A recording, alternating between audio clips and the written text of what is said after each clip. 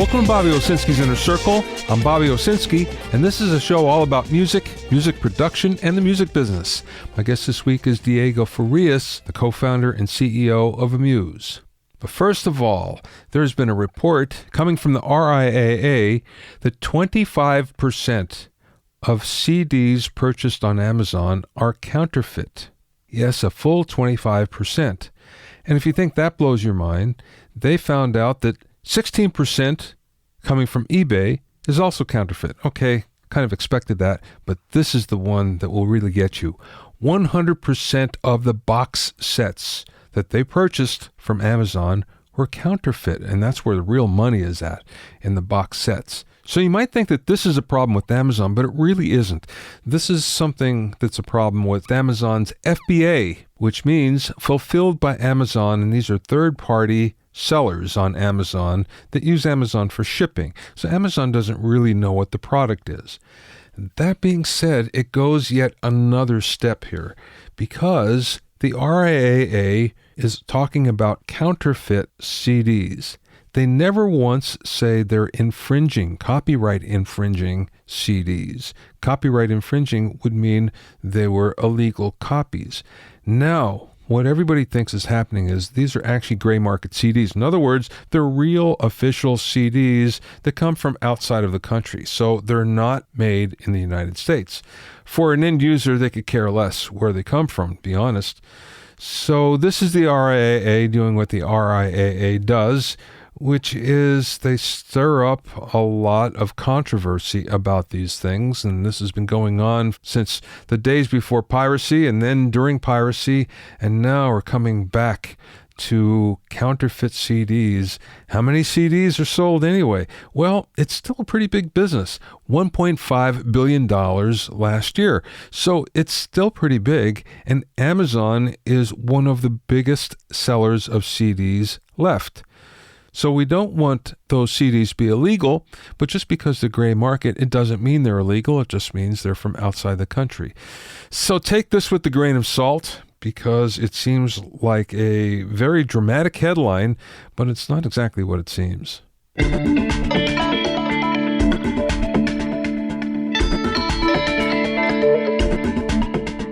If you have any questions or comments, send them to questions@BobbyOInnerCircle.com. Don't forget about my online courses on mixing, production, branding, and music business success at BobbyOwsinskiCourses.com. Also, get an expert analysis and objective opinion of your songs and mixes as a member of my Hitmakers Club. Go to hitmakersclub.com to learn more.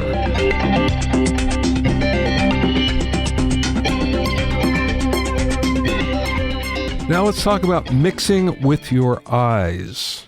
This is something that I think most old school mixers have a problem with because most younger mixers who started out in the digital age tend to do this. They mix more with their eyes than with their ears.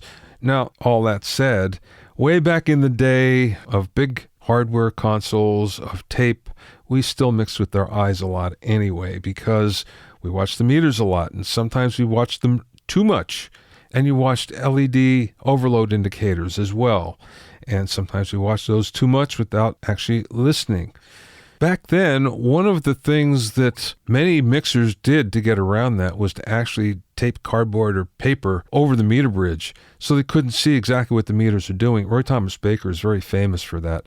And all I know is when the song starts, all of a sudden you hear the ping of the meters banging against the stop. So it sounded good, so it was good. And that's kind of the case now. That being said, there's lots of different things that we can look at when it comes to our digital audio workstation that are actually quite helpful as long as we don't get hung up on them. The biggest one is the waveform. And of course, you can look at the waveform and see how large it is. We can see if it's clipping. Sometimes we can see something that's happening and we can't really hear, but we know maybe we should turn it down. Level meters, same thing. We have level meters all over the place. All sorts of different types that we can access. We can just about get any indication that we're looking for. Spectrum analyzers are big, and this is one of the things that people get hung up on, looking at the spectrum analyzer rather than actually listening to what's happening. But it can be a valuable tool. Same with vector scopes. Now, a vector scope is going to tell us whether something is in phase or out of phase, but we can get hung up on that, especially because just in normal source recording, things are going in and out of phase all the time. And if you don't know that that's actually normal, that might freak you out a little bit.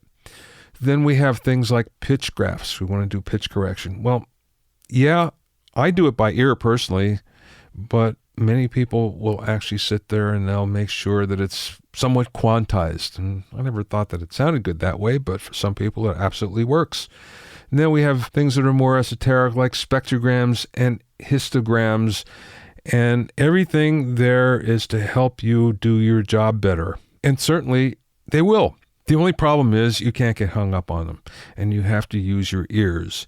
So one of the best things to do, the best exercises to do, if you're just getting started and you haven't done this for a while, is not to look at any of it. Rely on your ears, see what that tells you, then do the reference. You get into trouble if you look first and then do whatever operation you're going to do without actually listening.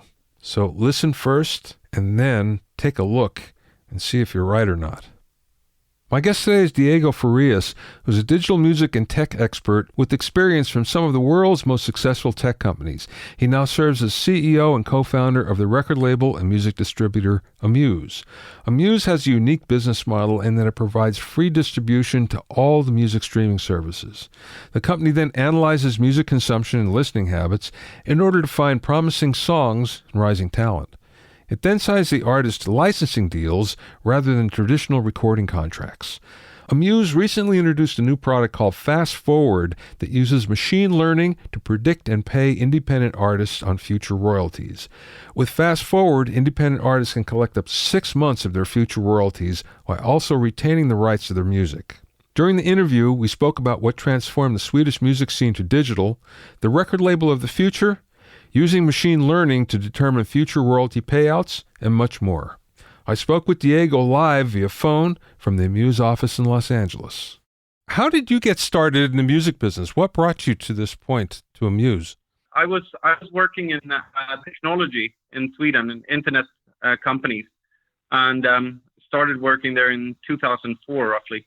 And in 2000, somewhere around 2010, I was offered the opportunity to come and join Warner Music. And I think Warner Music had come to the realization that transformation was happening at an absolutely ridiculous pace in Sweden, as far as the transformation from being, a more traditional record industry to being a fully 100% streaming music industry, as far as that went, at least.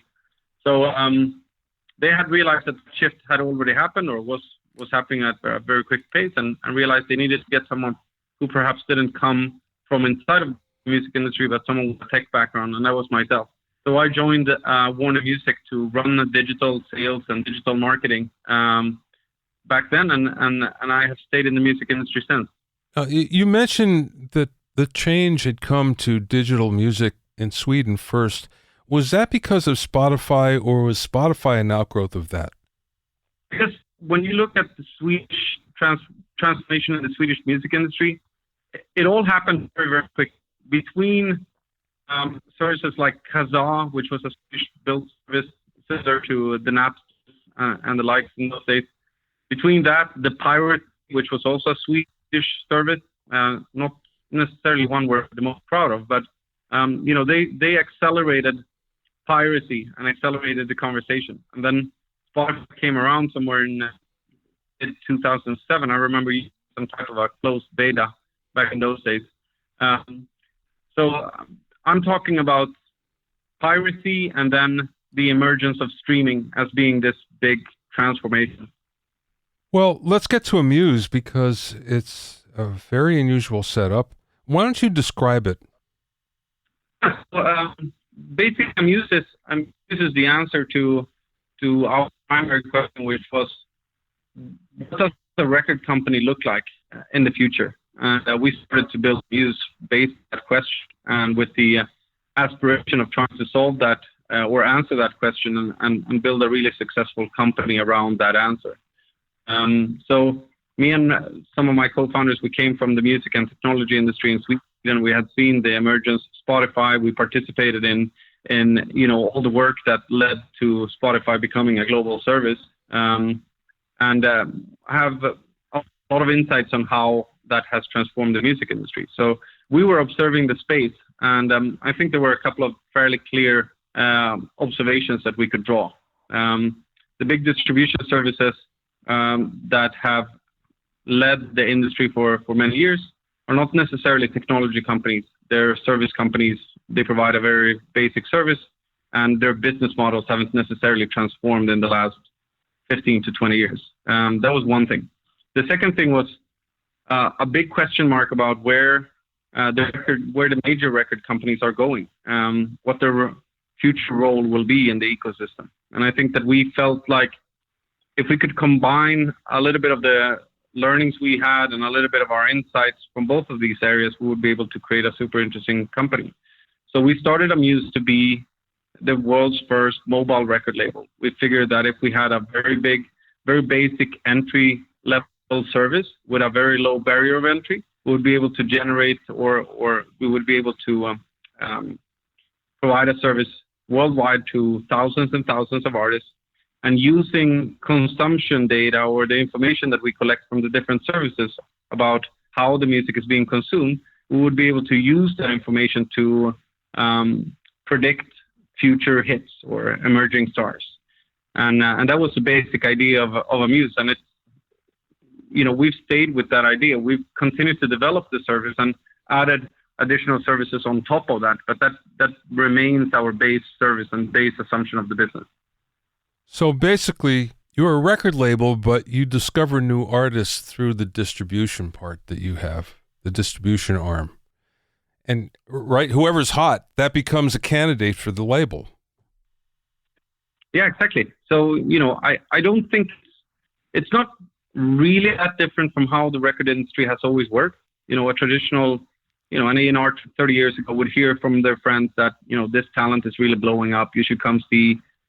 50 people saw them play on Tuesday, and then 150 people saw them play on Friday. And there were all these kind of data points surrounding the decision-making process when you were discovering talent. I think what we do is we take this incredibly rich and granular world of consumption data that we live in today, and we try to make sense of that. We don't only base our investment decisions or our decisions to sign someone on data. That would be crazy.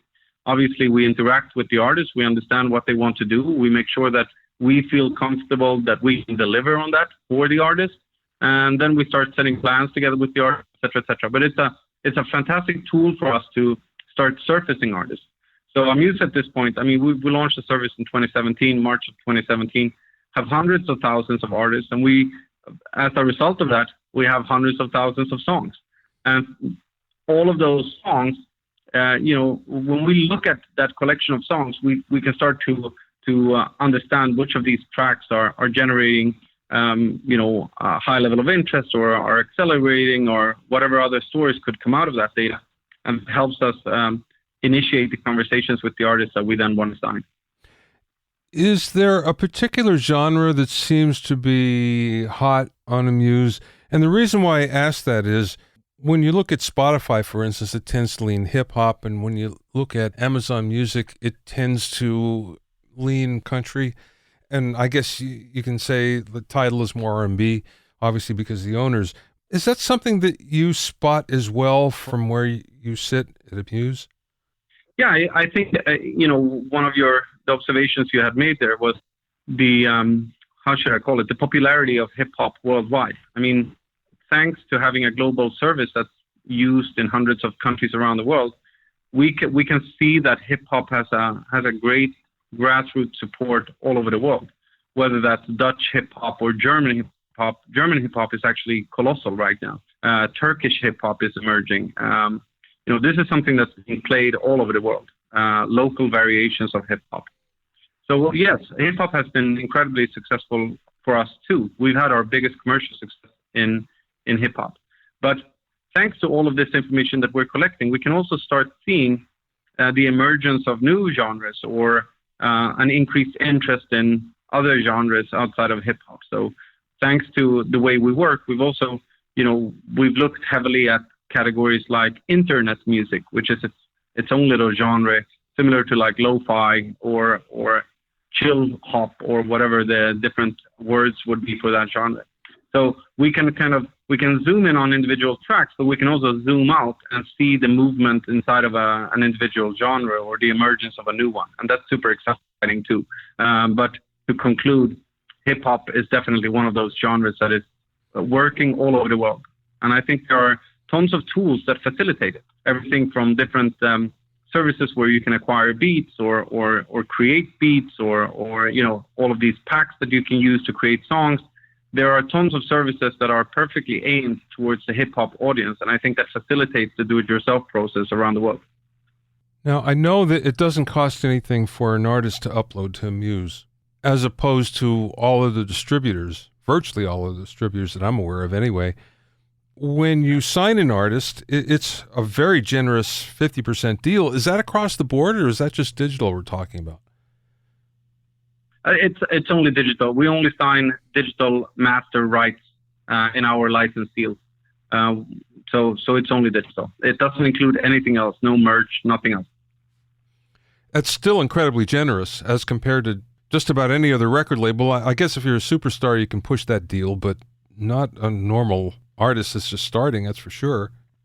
Yeah, no, I agree with that. And I mean, we've been playing around with a bunch of different models and structures to figure out exactly what our deals should look like. But I think at the core of that decision-making process is the conversation we have with the artist. And I think, if you're a 19-year-old kid now who is just coming out into the world or whatever, and you probably have friends who have become successful on YouTube or Instagram, have become influencers or something like that. And they've become influencers entirely on their own. They've become YouTube stars entirely on their own. We're interacting with a generation of future artists that have never relied on anyone to reach stardom. And assuming that we can enter into those conversations and ask them for what, 70, 80% of the royalties, that just doesn't make sense to that audience. It simply doesn't resonate with them. So we have to find alternative ways of working with artists that are beneficial both to the artist and to us, but deals that also make sense to these younger and emerging stars around the world. And I think that's where we are coming from, and that's what we are playing around with. There's no guarantee that this is the format that we will always stick with, but it's been one that we've been using since the inception of the company. Now, something I thought was really interesting and forward-looking was something that you call fast forward. Can you explain what that is? That's right. Yeah, of course. So fast forward is basically the productification, if that's even a word, Bobby, of our predictive capabilities that we started building from day one for our label team. So one of my co-founders, Andreas, he worked at Universal Music before he co-founded the company with me, and he was basically looking at how to predict the future behaviors of songs. And being at Warner Music, obviously, he had, a ton of different songs to be able to look at. And he started that work there. And then one of the things that happened when he joined the Amuse team was that we had a super smart data scientist or scientist basically in our midst. And we took up that challenge of how to predict where songs were going. And we started building this tool internally for our label team so that they could create accurate profit and loss statements, et cetera, in the kind of early stages of the project. In the fall of last year, we decided to build a product around that. So we figured we're already applying predictive methods to the songs we want to sign. What if we were offering this service to all of the tracks on our service? So basically, Fast Forward looks at all of the tracks in our catalog of songs, which is hundreds of thousands at this point, and then it starts to analyze the track and see, based on the information we have, where the song will be going in the next 6 months. So we're using billions and billions of data points to try to analyze that, rather. And then the end result of that is that we offer, eligible users in our base, we offer them a 6-month advance built on this predictive modeling. So the way that the advances works is we give you 6 months of your future royalties. We charge you a fee for that. And as soon as the advance plus the fee has been recouped, you're back to controlling your song. But in those months that it takes to recover the money that we advanced you, we're holding on to the track as a guarantee for getting our money back. That's pretty fantastic. And I have to say, if I were an artist, I would want to be involved in that in a flash. But I do have a question about this, though. Sure. Isn't it difficult to predict that? And from the standpoint that every country pays, and let's just take Spotify, for instance, every country's user is paying a different rate. And then we look at the different tiers, which are paying out differently as well. And then the fact that Spotify is not so much on a per play basis as a market share basis, that must be incredibly difficult to determine.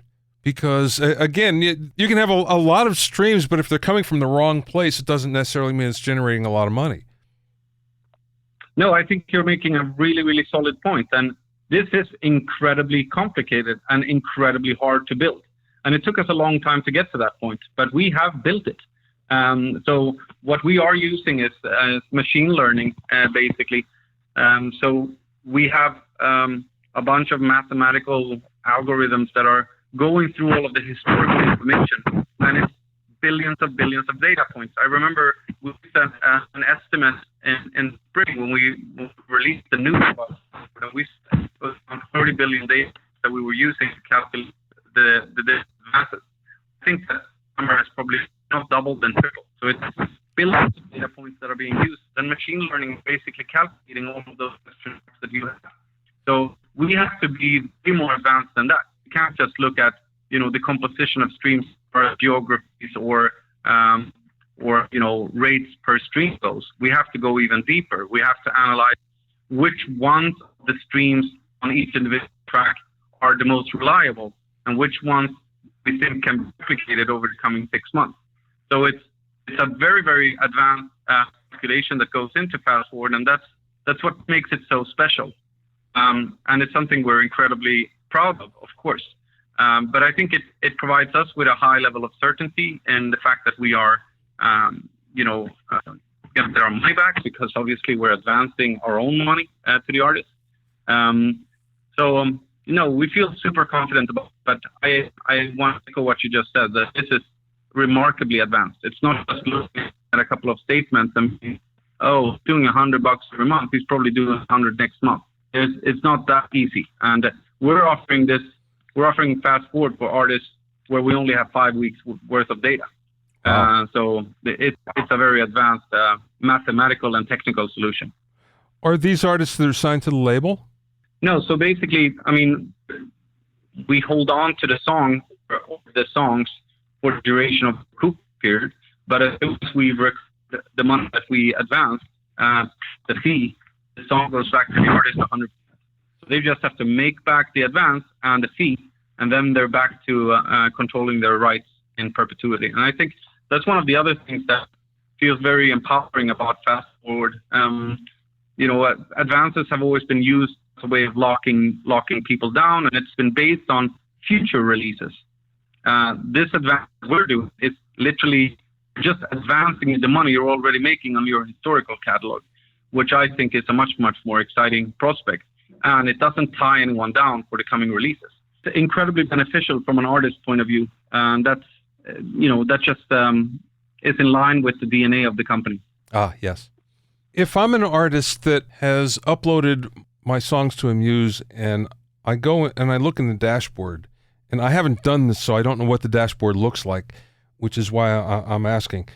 Coming back to my previous question where we talked about the various tiers in every streaming service and the different rates that are paid per bundle, per country, is that represented on the dashboard? Not that level of granularity that you just expressed. So we launched the service 2 years ago. We're continuing to develop it. We're hoping to include a lot more data than we currently have. But right now you can't see how much you made from family pack here in Iceland, your track. And I'm sure it's relevant and interesting for some people. but that's something we've heard so often from the artists that use the service right now. But that level of granularity can be beneficial for people. So our ambition and aspiration is to include as much raw data as possible into the data feeds that we present our artists with, because it's their right to have that data, and if they think that it can be useful for them, they should have it. Now, considering Article 19 that just passed recently in the EU, how do you deal with covers and samples? So we don't deliver covers and samples to download stores, but we deliver them to streaming services. So we don't deliver covers to iTunes. Ah, I see. Okay. You are obviously a threat to the major labels. Yeah, well, I mean, if you start a company like the one we started with the furious pace that we've been running at for the last 2 years, you probably have very high set goals. Otherwise, we might have stayed in bed, you know. So we started this company to really challenge the status quo in the industry. We don't believe that there's been so much innovation and change for the last couple of years, and we think that there's a really good opportunity now to attack that space. So a lot of the things that we thought were going to happen a couple of years ago when the company was founded are in fact starting to happen. We were predicting that do-it-yourself artists were going to have a substantially bigger role in the ecosystem of music. And even though it's not necessarily represented on a Billboard Top 100 to this date, it's starting to be represented in more national charts around Europe and around the Nordics in particular, where we are based, where we can already see the grip of the majors on the top 50 and top 100 charts on Spotify and Apple Music slowly start to loosen. That was one of the things that we predicted. We predicted that technology was going to be important, we're seeing more and more signs of that. We just launched the service in March of 2017, and I think we're the fourth biggest distribution service in terms of volumes anywhere in the world. So we know that our technology and our value proposition is resonating incredibly well with artists around the world. So there are a couple of base assumptions that we had back then that are coming true, whether it's at a fast pace or a little slower pace, but they're all indicating to us that we're on a good path, and that, you know, what we thought was going to happen will be happening sometime soon. Well, the fact of the matter is, the major labels have less and less to offer all the time. At one point in time, even when digital started to catch on, they could offer the infrastructure for promotion to radio and traditional media. Nobody cares about that anymore. So, forget about that. And then there was distribution to record stores of physical product, and nobody cares about that anymore. You could buy that service in a lot of different places. So you look at it and you go, well, I'm going to give a lot away for what? Where I can go to Amuse and get roughly the same services. Well, not exactly the same services, but the services that I need and make more money. No, I think you're making a really, really good point. And it goes back to what I was saying was the mission that Amuse was founded on, which was to figure out what the future of record companies look like. I don't necessarily, I wouldn't say that we have the full answer yet, but I think that one of the things that is becoming very apparent for us is that it's no longer just a talking point of do-it-yourself artists that they can do it on their own or that they want to do it on their own. It's possible, it's really possible for the first time now to have a career of your own without the interaction of a major record company. So one example of that is Lil Nas X, who has become, the biggest Billboard hit of all time.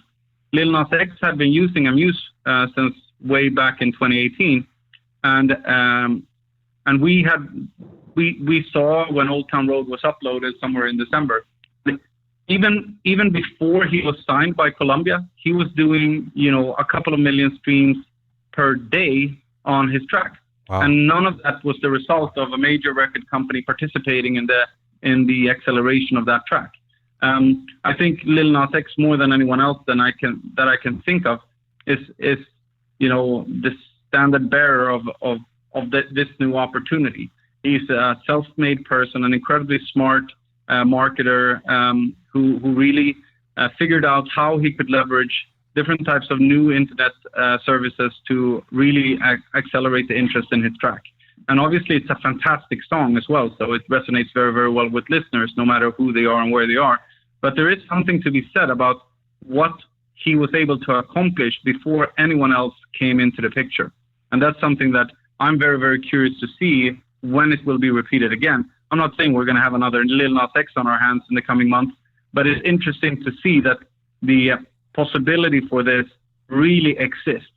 And it's no longer just an empty talking point that people use because they can't get signed by a major. Now, playing the devil's advocate, you can also say that, okay, he was doing very well without a major, and then when he had the backing of a major, of Columbia, then all of a sudden it shot him to superstar status, which might not have happened before. No, I agree. I agree wholeheartedly. I mean, the only version of this story that we know is that he generated a lot of fame, then got signed and became ultra famous. Like, could he have reached that on his own? I guess that's the million-dollar question. And that's the question that I have found myself thinking about late nights and whatnot. What would have happened if he hadn't signed? What could he have done independently? Because the song itself is so incredibly contagious and sticky. I think that there is a fairly good case to be made that he could have reached the top of the Billboard charts entirely on his own. But we will never find out, I guess. Well, not this time. There may be another artist right around the corner that will know. There you go, Bobby. Last question, Diego, and thank you so much for your time today. What is the best piece of business advice that maybe you learned along the way in this venture, or maybe somebody imparted to you? I think one of the best advices that I've ever had was to just continue to stay curious. Curiosity is one of those fantastic aspects of company building, of when you're developing new services, when you are doing all sorts of stuff in your business career. And I think that curiosity is something that has been a driving force for me as long as I can remember. But I think it's also been one of the key reasons to why we have been successful. We've never assumed that we know the exact answer. We're curious to find out what it could be. And that leads us to be a nimble and fast organization when it comes to trying something new. So Fast Forward, for example, which has been very, very interesting for us to follow in the last couple of months since we launched it. It wasn't really on a 2019 plan that we created in the fall of last year. We didn't even know that this was going to be one of the services we were going to offer. And I think our constant curiosity and our desire to really figure out this space and answer this big question that I mentioned, which is, what does the future of record companies look like? I think that's what's really moving us forward all the time and keeping us on our toes. So curiosity, make sure you have it, allow it to take you places, and encourage it would be my advice. You can find out more about Amuse at amuse.io, amuse.io. Thanks for listening and being in my inner circle. Remember, if you have any questions or comments, send them to questions@BobbyOInnerCircle.com. To listen to the episodes of Bobby Owsinski's Inner Circle, go to BobbyOwsinski.com and select the podcast tab, or go to BobbyOInnerCircle.com, where you can find it on iTunes, Stitcher, Mixcloud, Google Play, Google Podcasts, Spotify, Deezer, TuneIn Radio, and now Radio Public. At BobbyOwsinski.com and BobbyOInnerCircle.com, you'll also find a sign-in form for my newsletter and for alerts to new podcasts. This is Bobby Owsinski. I will see you next time.